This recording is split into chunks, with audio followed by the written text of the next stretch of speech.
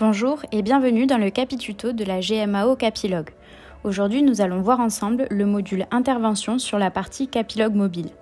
Vous pouvez retrouver le module Intervention sur la partie PC dans une autre vidéo.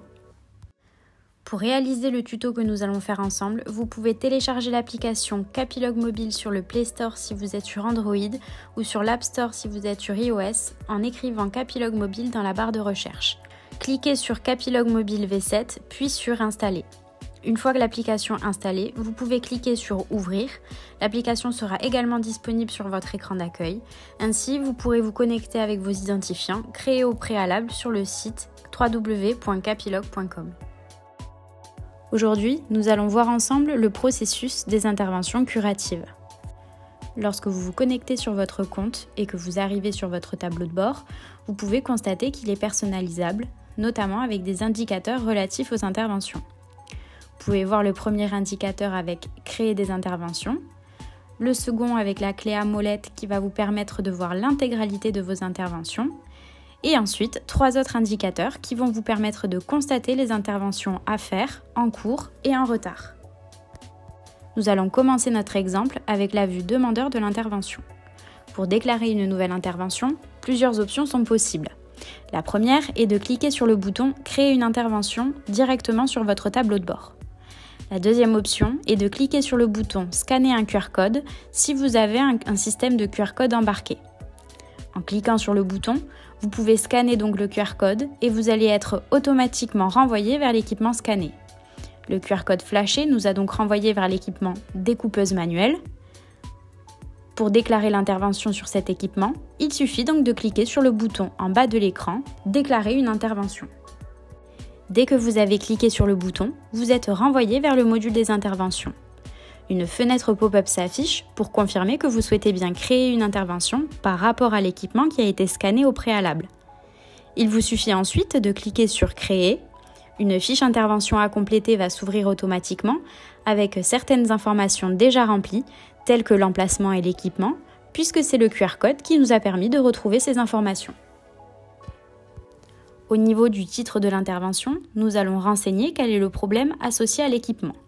Ici, nous allons pouvoir écrire par exemple que la découpeuse est en panne. Dans la remarque, nous allons pouvoir renseigner une information relative à l'intervention. Par exemple, la découpeuse est éteinte. Petite astuce, depuis le microphone, vous pouvez enregistrer un texte pour vous éviter la saisie manuelle. Vous pouvez également prendre une photo ou l'importer pour illustrer le problème. Et sachez que vous pouvez également y faire un dessin ou y ajouter une annotation. Une fois que toutes ces informations ont bien été remplies, nous pouvons cliquer sur « Envoyer la demande ». À ce moment-là, vous pouvez constater que l'intervention a bien été envoyée. Celle-ci a donc disparu de l'écran et c'est donc au responsable de la maintenance ou à un technicien d'organiser le travail, de le répartir et de réaliser l'intervention. Pour rappel, nous étions sur une vue demandeur, c'est-à-dire une personne qui a les droits minimums sur la GMAO par rapport au module intervention. Nous allons donc passer maintenant à la vue technicien, puisque nous partons du principe que le responsable a organisé l'intervention du demandeur sur la partie PC ou sur la partie mobile. Nous vous retrouvons toujours sur l'application mobile, mais cette fois avec un compte technicien.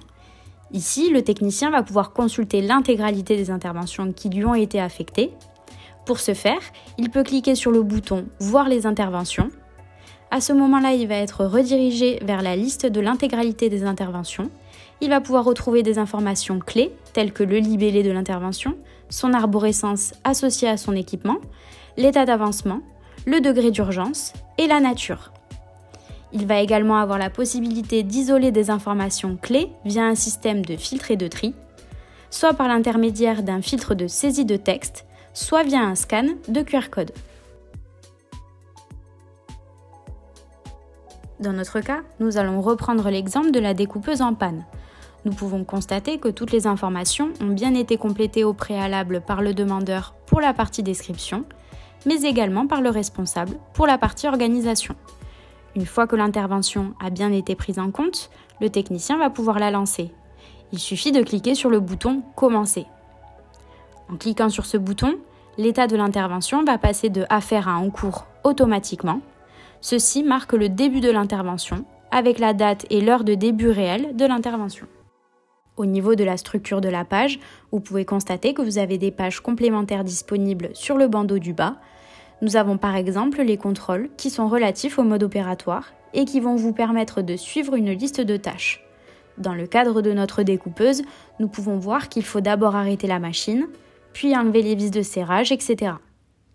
Vous pouvez cliquer sur les boutons en bout de ligne afin de signaler si le contrôle s'est bien passé ou si au contraire vous avez rencontré un problème.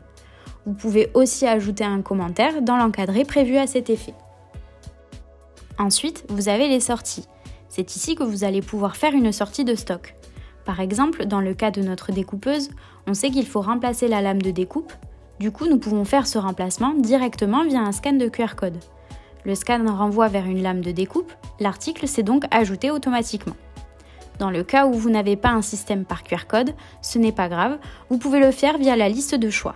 Il ne vous restera plus qu'à indiquer la quantité nécessaire et cliquer sur Enregistrer afin que votre lame soit bien décomptée de votre stock. Sachez que vous pouvez également retrouver les photos et documents qui sont rattachés à votre intervention. Une fois que l'intervention est terminée, vous avez un système d'ajout de signature libre. Vous pouvez ajouter le nom du signataire. Par exemple, ici, nous allons signer en tant que technicien. Vous pouvez aussi ajouter une observation et ensuite, vous pouvez cliquer sur le bouton pour signer. Vous pouvez donc désormais constater que la signature du technicien a bien été renseignée. Une fois toutes ces informations complétées et le compte-rendu renseigné ici en commentaire, vous pouvez cliquer sur le bouton « Terminer ». Vous pouvez donc constater que votre intervention passe bien au statut terminé et que la date et l'heure de fin réelle s'est renseignée en automatique. Si vous retournez sur la liste, votre intervention apparaît bien comme étant terminée. Celle-ci disparaîtra de l'affichage à la prochaine synchronisation. Il est important de rappeler que Capilog Mobile fonctionne aussi bien avec ou sans connexion Internet. Également, un aspect qui peut être fortement apprécié va être le planning, car c'est ici que vous allez pouvoir consulter l'intégralité du planning de votre utilisateur. Vous avez deux modes de visionnage disponibles, un mode bloc dans lequel vous avez vos différents jours affichés et vous pouvez consulter en cliquant dessus, ou un mode liste dans laquelle vous allez pouvoir retrouver l'intégralité des interventions avec la date de planification. Cette vidéo est maintenant terminée, merci d'avoir suivi ce Capituto et à très bientôt sur la GMAO Capilog.